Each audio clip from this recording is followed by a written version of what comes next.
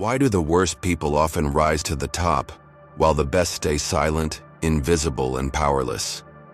Let's explore why goodness keeps you weak, and why darkness can set you free. There's a brutal truth buried deep in the roots of philosophy, politics, and human nature itself. Power does not reward virtue. History teaches us this again and again, yet we're conditioned to ignore it. We grow up hearing that being good, kind, and fair will somehow bring us influence, respect, or success. But the world rarely works this way. The ancients knew it. From Thucydides describing the strong doing what they can and the weak suffering what they must, to Machiavelli writing that it is better to be feared than loved when both cannot be combined.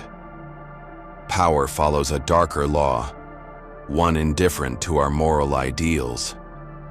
So why do good people stay weak?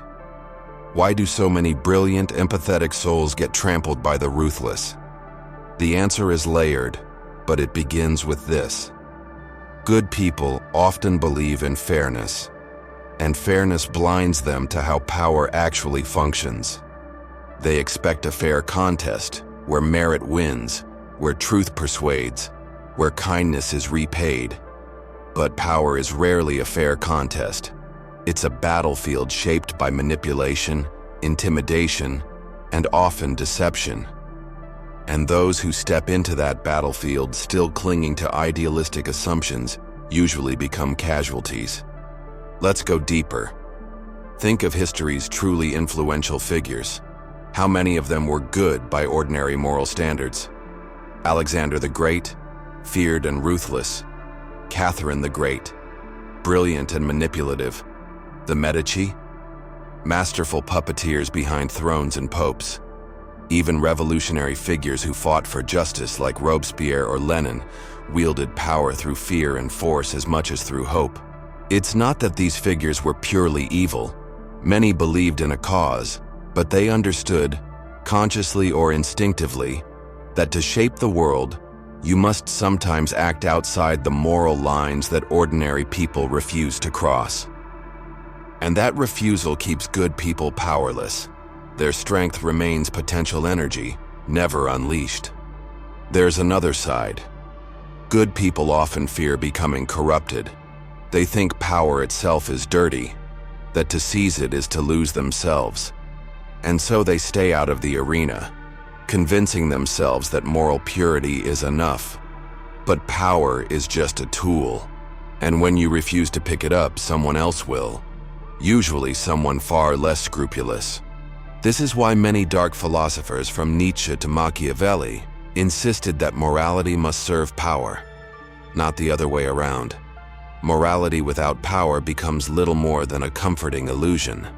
Imagine this: a person who wants to change society for the better, yet won't lie, won't negotiate with the unscrupulous, won't use influence or intimidation when needed. They are like a surgeon afraid to cut. And so, while they cling to moral perfection, nothing changes. Or worse, the wrong people shape the world instead. Here's the darkest insight. The qualities that make someone genuinely good, empathy, patience, the instinct to see others as equals, these same qualities make it harder to do what power sometimes demands: confront, manipulate, and if needed, dominate. And so the ruthless rise while the kind stay dreaming of a better world. But must it always be this way? Dark philosophy doesn't say you must abandon all goodness. Instead, it suggests you stop worshiping it. Use it strategically, rather than letting it rule you. Imagine kindness not as a universal rule, but as a tactic, a way to win trust, to build alliances, to disarm your rivals before striking. Imagine honesty, not as something owed to everyone, but as something selectively given to those who've earned it. Imagine empathy, not as a leash holding you back, but as a lens to read people's weaknesses and predict their moves. In this framework, you remain capable of goodness, but you're no longer its prisoner. This is unsettling. It feels like betrayal of what we're taught as children. But what if the real betrayal is living small, while telling yourself it's noble? What if goodness without strength is the ultimate vanity? A refusal to get your hands dirty, even if it means nothing changes. Philosophers like Nietzsche saw this moral restraint as a form of slave morality, a mindset born among the powerless to rationalize their weakness.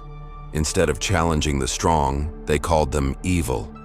Instead of seizing power, they told themselves power itself was wicked. And so they stayed powerless, consoled only by moral superiority. But here's the paradox. The world needs good people in power more than ever. If only the ruthless seek power, then only the ruthless shape the future. To break this cycle, good people must embrace what dark philosophy teaches, that power is immoral.